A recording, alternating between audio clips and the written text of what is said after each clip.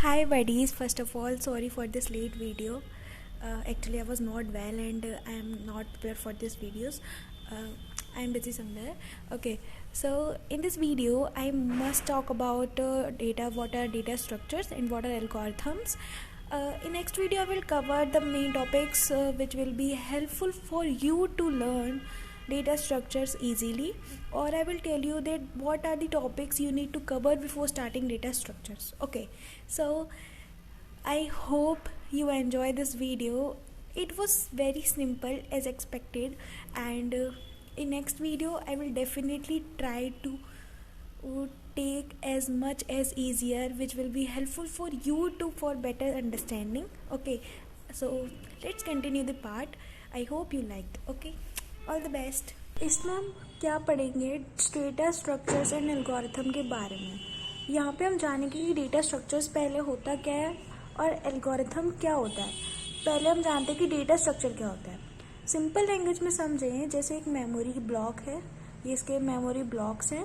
इसमें हम डेटा कोई भी अरेंज्ड हो और उन डेटा पे हम कोई भी ऑपरेशन परफॉर्म कर सकें, जैसे प्लस माइनस और कोई भी तरह का ऑपरेशन हम परफॉर्म कर सकें, उसी को हम क्या कहते हैं, डेटा स्ट्रक्चर्स। उसी को मैंने डेफिनेशन में लिखा है, अरेंजमेंट ऑफ डेटा किसमें, इन मेमोरी में, and the set of operations that can be performed किस पे, on the arrangement of data पे। अब इसके कुछ टाइप्स होते हैं, प्रिमिटिव एंड नॉन प्रिमिटिव। ठीक है, अब प्रिमिटिव और नॉन प्रिमिटिव डेटा क्या होते हैं, जैसे primitive data integer, float, character और एक्सेट्रा। इंटीजर में पता है, जैसे इस रेंज तक ये कोई भी एक रेंज से लेकर बीच में लाया करते हैं इंटीजर वैल्यूज। ठीक है, अब इंटीजर में पता है जैसे 2, 3, 4, फ्लोट वैल्यूज जैसे 2.3, कोई भी डेसिमल वैल्यूज। कैरेक्टर में A, B, C, D। ठीक है, तो इसकी डेफिनेशन क्या हो गई, primitive data structures are basically use to represent simple values. मतलब कोई भी जैसे इंटीजर वैल्यूज हैं, हमें पता है कि हाँ एक डेटा है मेमोरी में, उसमें इंटीजर वैल्यूज ही स्टोर होंगी, कोई भी मतलब सिंपल वैल्यूज हो गई ठीक है, जिसको हम लगे कि हाँ सिंपल तरीके से है। और अगर बहुत डिफिकल्ट कॉम्प्लेक्स वैल्यू और कॉम्प्लेक्स डेटा आ जाता है स्टोर करने के लिए मेमोरी में, तो हम उसमें क्या करते हैं, जैसे एरे, लिंक लिस्ट, क्यू का यूज़ करते हैं। ठीक है, इनके बारे में हम आगे डेटा स्ट्रक्चर्स में डिस्कस करेंगे, जो हमारे मेन टॉपिक है। ठीक है, और हम ये भी कह सकते हैं डेटा नॉन प्रिमिटिव डेटा को कि data structures defined using primitive data structures. ठीक है, अब नॉन प्रिमिटिव डेटा स्ट्रक्चर्स क्या होता है, प्रिमिटिव डेटा स्ट्रक्चर्स को यूज करके हम डिफाइन करते हैं। अब ये कैसे, जैसे एक एरे है, इसमें ये ब्लॉक होता है, जैसे हमने इंटीजर वैल्यू स्टोर करी, तो हमें पता है इंटीजर से कोई भी वैल्यू स्टोर करी, तो जैसे कोई भी 1 बाइट का होगा, ये 4 बाइट का होगा, ये भी 4 बाइट का होगा। ठीक है, तो कोई भी एक बिट है मिल के ये पूरा एक ब्लॉक बना रहे, एक एरे बना रहा है, तो हम इसी का यूज करके हम ये बना पा रहे हैं ना, तो बस इसीलिए हमने इस डेफिनेशन में ये लिखा है। अब ठीक है, अब नॉन प्रिमिटिव के भी होते हैं कुछ टाइप्स। नॉन प्रिमिटिव के टाइप्स हो गए लीनियर और नॉन लीनियर। अब ये कौन से होते हैं, लीनियर नॉन लीनियर क्या होता है, जैसे ये एक मेमोरी है, इसमें डेटा यहाँ पे भी स्टोर है, यहाँ पे मतलब एक लीनियर कंटिन्यूस लीनियर फॉर्मेट में होता है, कंटिन्यूस लीनियर लोकेशन में, कंटिन्यूस मेमोरी लोकेशन में, तो उसे क्या कहते हैं हम, डेटा स्ट्रक्चर। अब ऐसा नहीं कि यहाँ पे स्टोर हो गया, यहाँ पे स्टोर नहीं हो और यहाँ पे स्टोर हो गया, नहीं, ये लीनियर नहीं है, कंटिन्यूस मेमोरी लोकेशन नहीं है। ठीक है, अब नॉन लीनियर क्या हो गया, जैसे नॉन लीनियर में यहाँ पे स्टोर हो गया, यहाँ पे हो गया, यहाँ पे हो गया।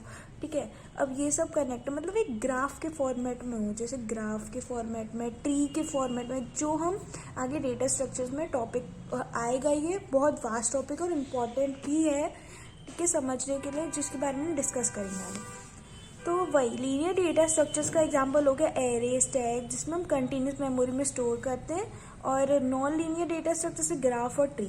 ठीक है, अब इसका एक चार्ट है जिसके बारे में हम देख लेते हैं, जिससे इजीली समझ आ जाए, जैसे डेटा स्ट्रक्चर में प्रिमिटिव, नॉन प्रिमिटिव, और नॉन प्रिमिटिव में लीनियर और नॉन।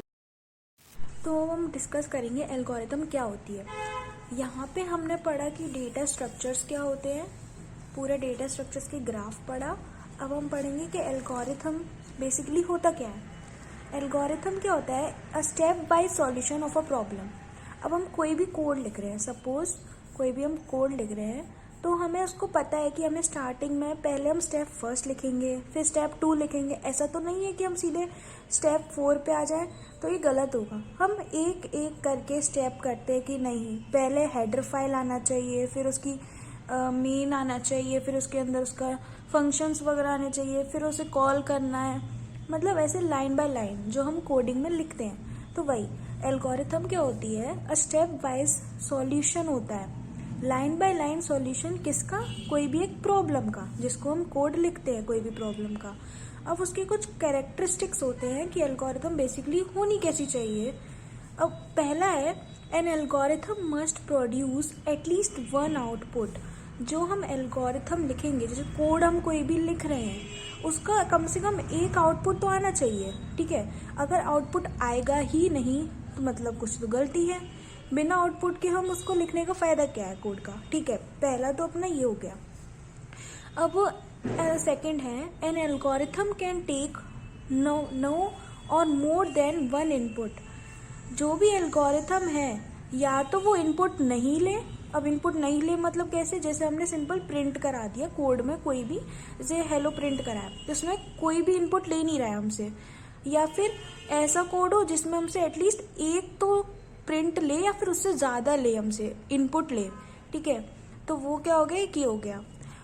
अब थर्ड है कि जो एल्गोरिथम है वो क्या होनी चाहिए, अनएम्बिशियस होनी चाहिए। An algorithm must be unambiguous. इसका मतलब हुआ कि जो हम कोड लिख रहे हैं उसमें कोई एरर नहीं होना चाहिए, वो एरर फ्री होनी चाहिए, ठीक है। अगर एरर आएगा तो कोड रन नहीं करेगा, उसकी वजह से हमें बहुत सारे एरर होंगे, जैसे सिंटैक्स एरर, ठीक है। ये हमारा थर्ड हो गया। अब हम फोर्थ करेंगे, तो फोर्थ क्या है, an algorithm must have a finite number of steps. जो कोड है उसमें फाइनाइट नंबर ऑफ स्टेप्स होने चाहिए। फाइनाइट नंबर ऑफ स्टेप्स मतलब कि ऐसे स्टेप्स जिनको हम गिन सके, ऐसे नहीं कि इनफाइनाइट नंबर ऑफ स्टेप्स नहीं होने चाहिए। फाइनाइट नंबर मतलब जिसको हम गिन सकें, अनगिनत ना हो, ठीक है। अब लास्ट है कि जो an algorithm must reach to a goal, मतलब जो हम एल्गोरिथम लिख रहे हैं, जिस पर्पस के लिए लिख रहे हैं, उस पर्पस हमारा पूरा हो सके। अगर मैं चाहती हूँ कि मेरे को 2 नंबर का सम चाहिए, तो मेरे को 2 नंबर का सम होकर मिले। ये नहीं कि मैं नंबर ऑफ सम कर रही हूँ कुछ और मिल रहा है मुझे, नहीं, मुझे एक प्रॉपर जो हम मैं चाहती हूँ उस गोल तक वो पहुँच जाए, ठीक है। वही है, algorithm must reach to a goal. ये हमने पढ़ा इस वीडियो में डेटा स्ट्रक्चर्स और उसके क्या हो, डेटा स्ट्रक्चर्स एंड एल्गोरिथम के बारे में बेसिकली होता क्या है ये, ठीक है।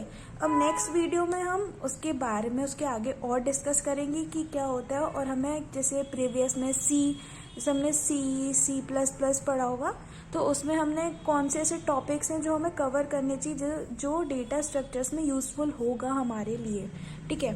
तो अभी के लिए इतना ही।